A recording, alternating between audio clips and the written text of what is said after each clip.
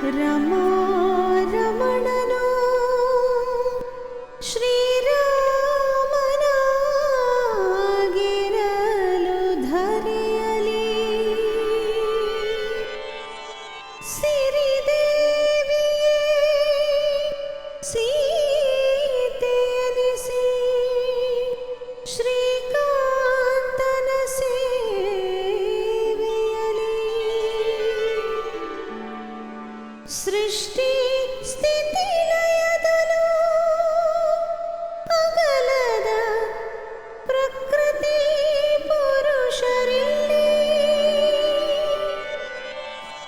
ಪರಮಾದರ್ಶ ದಾಂಪತ್ಯದ ಮಾದರಿಯ ತೋರಿದರಿಲ್ಲಿ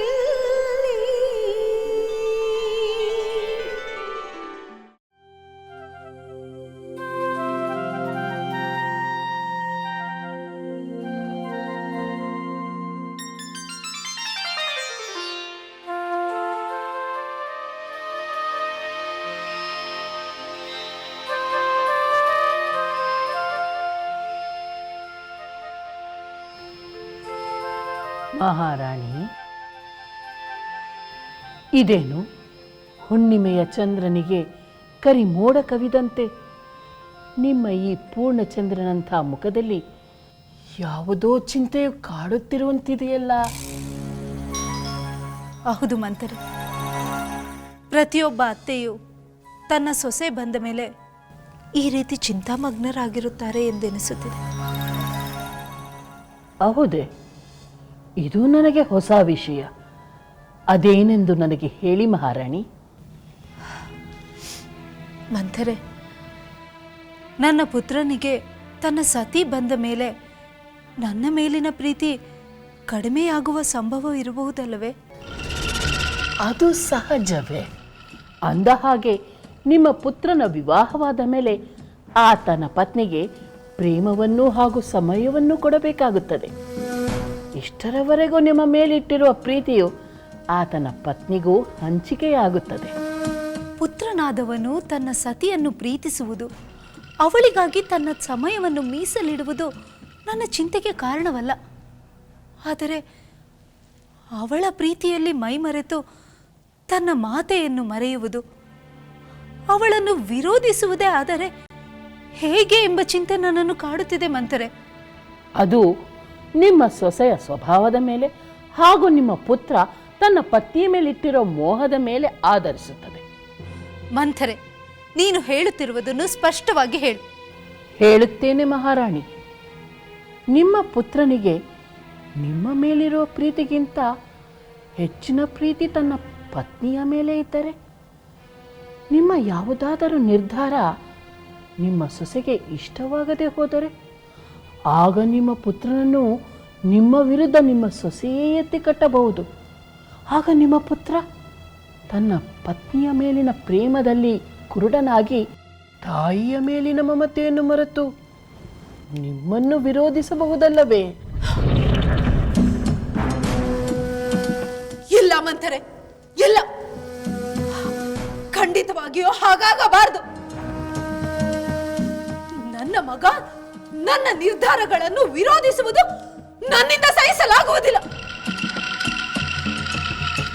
ನಾನು ಬಯಸುವುದು ಅವನ ಕೀರ್ತಿ, ಅವನ ಏಳಿಗೆ. ಹೀಗಿರುವಾಗ ಅವನು ನನ್ನ ನಿರ್ಧಾರವನ್ನು ವಿರೋಧಿಸಬಾರದು. ಹಾಗಾಗಬೇಕು ಎಂದರೆ ಅದರ ಉಪಾಯವು ನಿಮ್ಮಲ್ಲಿಯೇ ಇದೆ.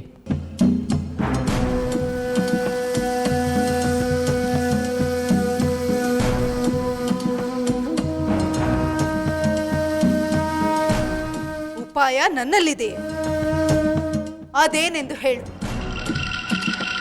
ನಿಮ್ಮ ಮಾತನ್ನು ನಿಮ್ಮ ಸೊಸೆ ಬೆಂಬಲಿಸುವಂತೆ ಮಾಡಬೇಕು. ಅಂದರೆ ನಿಮ್ಮ ಸೊಸೆ ಮಾಂಡವಿಗೆ ನೀವು ಅತಿ ಪ್ರೀತಿ ವಾತ್ಸಲ್ಯವನ್ನು ತೋರಿಸಿ ನಿಮ್ಮ ವಶವರ್ತಿಯಾಗುವಂತೆ ಮಾಡಬೇಕು. ಆಗ ನಿಮ್ಮ ಪುತ್ರನಿಗಿಂತ ಹೆಚ್ಚಾಗಿ ನಿಮ್ಮ ಸೊಸೆ ನಿಮ್ಮ ಮಾತನ್ನು ಕೇಳುವಂತಾಗುತ್ತದೆ. ನಿಮ್ಮ ಪುತ್ರ ಯಾವ ವಿಚಾರದಲ್ಲಿ ನೀವು ಹೇಳಿದಂತೆ ಕೇಳಬೇಕೆಂದು ಬಯಸುತ್ತೀರೋ ಆ ವಿಚಾರವನ್ನು ನಿಮ್ಮ ಸೊಸೆಯ ಮೂಲಕ ನಿಮ್ಮ ಪುತ್ರನಿಗೆ ಹೇಳಿಸಿಬಿಟ್ಟರೆ ನಿಮ್ಮ ಪುತ್ರ ತನ್ನ ಪತ್ನಿಯ ಮೇಲಿನ ಪ್ರೀತಿಯಿಂದಲೇ ನಿಮಗೆ ಇಷ್ಟವಾಗುವಂತೆ ನಡೆಯಬೇಕಲ್ಲವೇ? ಭಲೆ ಮಂತರೆ ಭಲೆ. ನೀನು ಹೇಳುತ್ತಿರುವುದು ಸರಿ. ನನ್ನ ಪುತ್ರ ನನ್ನ ಮಾತನ್ನು ಕೇಳುವುದು ಹೊಸತೇನಲ್ಲ. ಆದರೀಗ ನನ್ನ ಸೊಸೆ ನನ್ನ ಮಾತನ್ನು ಕೇಳಿ ಅದನ್ನು ನನ್ನ ಪುತ್ರನಿಂದ ನೆರವೇರಿಸಿಕೊಡುವುದು ಹೊಸತು.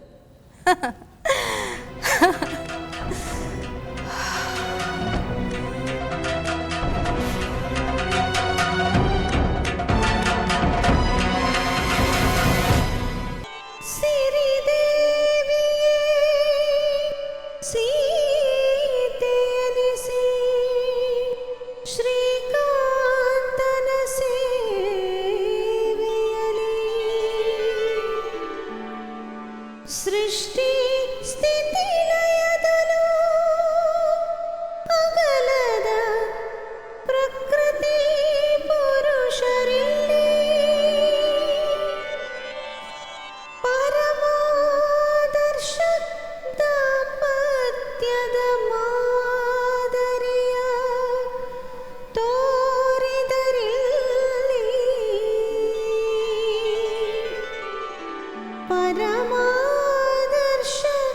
ದಾಂಪತ್ಯದ ಮಾದರಿಯ ತೋರಿದರಿಲ್ಲಿ.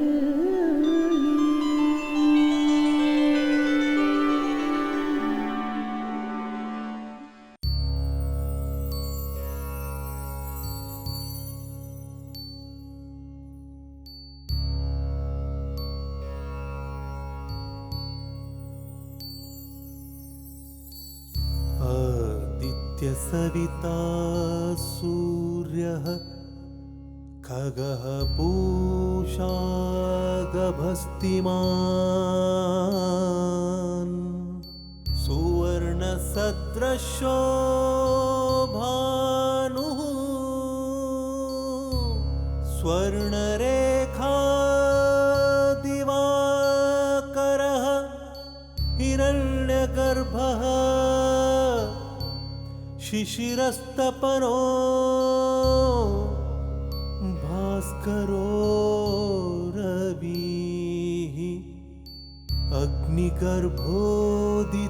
अग्निगर्भोदितेः पुत्रः शङ्खः शिशिरनाशनः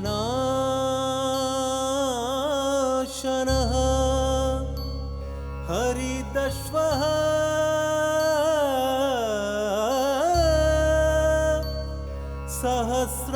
सहस्रार्चुः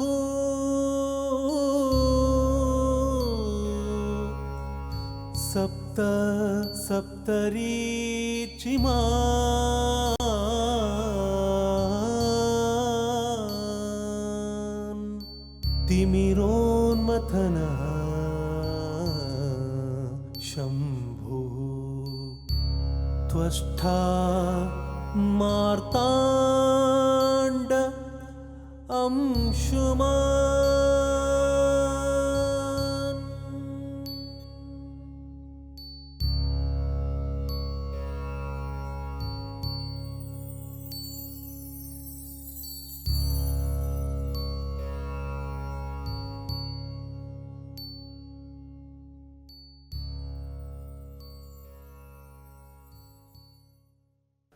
ನನ್ನ ಪ್ರಿಯ ಪುತ್ರರೇ, ಈ ರಘುವಂಶಕ್ಕೆ ಬಂದು ಸೇರಿದ ಜನಕವಂಶದ ಪುತ್ರಿಯರೇ, ನಿಮ್ಮೆಲ್ಲರಲ್ಲೂ ನನ್ನದೊಂದು ಅಪೇಕ್ಷೆಯನ್ನು ವ್ಯಕ್ತಪಡಿಸುತ್ತಿದ್ದೇನೆ. ಪರಸ್ಪರ ತ್ಯಾಗ, ವಿಶ್ವಾಸ, ಉದಾತ್ತತೆ ಇವೆಲ್ಲದಕ್ಕೂ ಈ ಎರಡೂ ವಂಶಗಳು ಪ್ರಸಿದ್ಧವಾಗಿರುವುದು ನಿಮ್ಮೆಲ್ಲರಿಗೂ ತಿಳಿದ ವಿಚಾರ. ಎಂತಹ ಸಂಕಷ್ಟಗಳೇ ಬಂದರೂ ಕೂಡ ಈ ಪರಿವಾರದ ಪರಸ್ಪರ ಅನುಬಂಧವೇ ಅದನ್ನು ಎದುರಿಸುತ್ತದೆ. ವಿವಾಹವಾದೊಡನೆ ಹೊಸ ಜವಾಬ್ದಾರಿ, ಹೊಸ ಭಾವನೆಗಳು, ಹೊಸ ಅನಿವಾರ್ಯತೆಗಳು ಉಂಟಾಗುವುದು ಸಹಜ. ಸತಿಪತಿಯರಲ್ಲಿ ಪ್ರೀತಿ, ವಿಶ್ವಾಸ ಹೊಂದಾಣಿಕೆಗಳ ಮೇಲೆ ಈ ರಘುವಂಶದ ನೆಮ್ಮದಿ ನಿರ್ಭರವಾಗಿದೆ ಎಂಬುದು ನಿಮಗೆ ತಿಳಿದಿರಲಿ. ಆದ್ದರಿಂದ ಈ ನಮ್ಮ ಅಯೋಧ್ಯೆಯ ಗೌರವ, ಪ್ರತಿಷ್ಠೆ, ಸಿರಿ ಸಂಪತ್ತುಗಳನ್ನು ಕಾಪಾಡಬೇಕಾದ ಜವಾಬ್ದಾರಿ ನಿಮ್ಮೆಲ್ಲರ ಜವಾಬ್ದಾರಿ. ಅಷ್ಟೇ ಅಲ್ಲ, ಯಾರಿಂದಲಾದರೂ ತೊಂದರೆ ಬಂದಲ್ಲಿ, ಬೇಸರವಾದಲ್ಲಿ ಅದನ್ನು ನನ್ನ ಅವಗಾಹನೆಗೆ ತನ್ನಿ.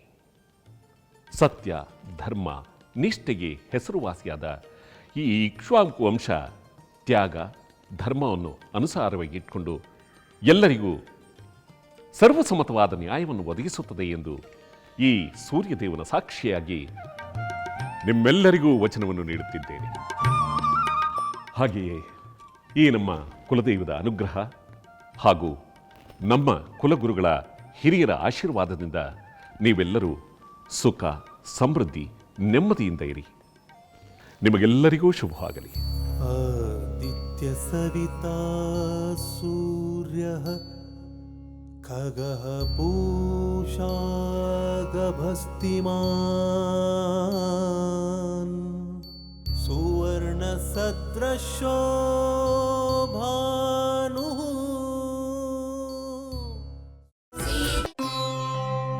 ಹೌದು ಸಹೋದರಿ, ನಾವೆಲ್ಲರೂ ಹೀಗೆ ಒಟ್ಟಾಗಿರುವುದನ್ನು ಅರಿತಾಗ ಇದು ಕನಸೋ ನನಸೋ ಎಂದೆನಿಸುತ್ತದೆ.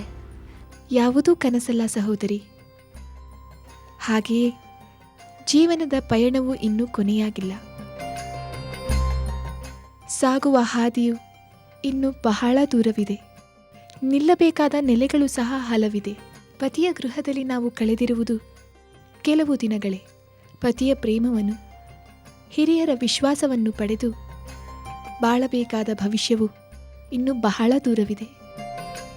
ನಿಜ ಸಹೋದರಿ, ಇಲ್ಲಿನ ಪ್ರಜೆಗಳಲ್ಲಿ ನಾವು ಎಂತಹ ಉತ್ತಮ ಗುಣಗಳನ್ನು ಕಾಣುತ್ತಿದ್ದೇವೆ.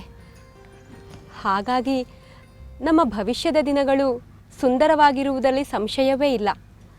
ಹೌದು, ಈ ಅರಮನೆ, ಈ ಉದ್ಯಾನವನ, ನಮ್ಮ ಮಾತೆಮಾಯಿಯರು ಇವೆಲ್ಲವೂ ನಮ್ಮ ಮಿಥಿಲೆಯ ವಿಯೋಗದ ನೋವನ್ನು ಮರೆಸಿದೆ. ನಾವು ಅವರಿಗೂ ಇದೇ ಭಾವನೆಯನ್ನುಂಟು ಮಾಡುವುದು ಅವರಿಗೆ ಕೊಡುವ ಬಹುಮಾನ.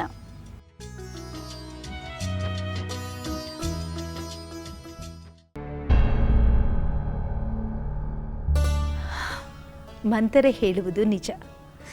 ಸೊಸೆ ಬಂದರೂ ನನ್ನ ಸೌಂದರ್ಯಕ್ಕೇನೂ ಕುಂದುಂಟಾಗಿಲ್ಲ.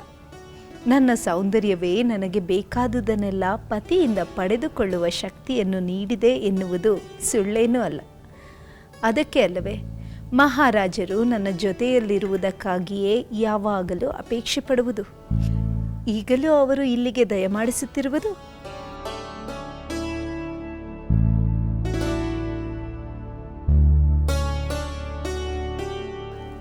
ಬಂದಿರಾ ಪ್ರಭು?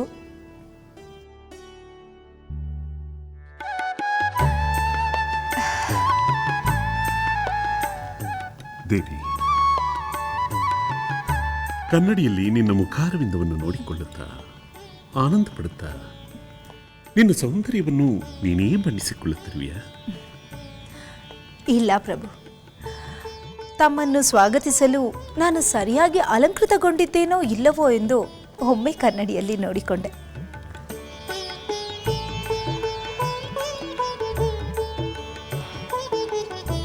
ಇದೇನು ಪ್ರಭು, ನನ್ನನ್ನು ಎಂದೂ ನೋಡಿರದ ಹಾಗೆ ನೋಡುತ್ತಿರುವಿರಿ?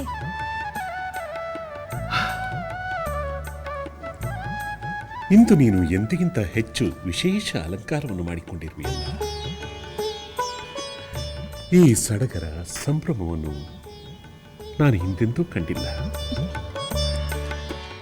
ಈ ಅಲಂಕಾರದಲ್ಲಿ ನಿನ್ನ ಸೌಂದರ್ಯ ಇಮ್ಮಡಿಯಾಗಿದೆ. ಏಕೆ ಪ್ರಭು, ಅಲಂಕಾರವಿಲ್ಲದೆ ತಮಗೆ ನಾನು ಸುಂದರಿಯಾಗಿ ಕಾಣುವುದಿಲ್ಲವೇ? ವಯಸ್ಸು ಹೆಚ್ಚಾದಂತೆ ಹೆಚ್ಚು ಅಲಂಕಾರವನ್ನು ಮಾಡಿಕೊಳ್ಳುವ ಅನಿವಾರ್ಯ ನನಗಿದೆ ಎಂದುಕೊಂಡಿರುವಿರಾ? ಇಲ್ಲ ದೇವಿ, ಇಲ್ಲ. ಅಲಂಕಾರವಿರಲಿ ಇಲ್ಲದಿರಲಿ ನೀನು ಪರಮ ಸುಂದರಿಯೇ. ಆದರೆ ಇಂದು ನಿನ್ನ ಈ ಚೆಲುವು ಹೆಚ್ಚಾಗಲು ಕಾರಣ ನಿನ್ನ ಮುಖದಲ್ಲಿ ಕಾಣುತ್ತಿರುವ ತೃಪ್ತಿಯ ಭಾವ, ಉಲ್ಲಾಸದ ಕಳೆ, ಸರಸದ ಮಾತುಗಳು. ಇದಕ್ಕೆ ಕಾರಣ ನೀವೇ ಅಲ್ಲವೇ ಪ್ರಭು? ನಾನು ಅಪೇಕ್ಷಿಸಿದ ಹಾಗೆ ನನ್ನ ಪುತ್ರ ಭರತನ ವಿವಾಹವನ್ನು ನೆರವೇರಿಸಿದಿರಿ. ಪ್ರಭು, ಇನ್ನು ಮುಂದೆಯೂ ನೀವು ಹೀಗೇ ನನ್ನ ಅಪೇಕ್ಷೆಗಳನ್ನು ಈಡೇರಿಸುತ್ತಾ ಹೋದಲ್ಲಿ ನನ್ನ ಸಾಮೀಪ್ಯದಲ್ಲಿ ನಿಮಗೆ ಹೆಚ್ಚು ಉಲ್ಲಾಸ, ಸಂತೋಷ ಸಿಗುತ್ತಲೇ ಇರುತ್ತದೆ. ದೇವಿ, ನಿನ್ನ ಅಪೇಕ್ಷೆಗಳನ್ನು ಈಡೇರಿಸುತ್ತಾ ಚಿರಕಾಲ ನಿನ್ನೊಡನೆ ಸಂತೋಷವಾಗಿರುವ ಆಸೆ ನನಗೂ ಇದೆ.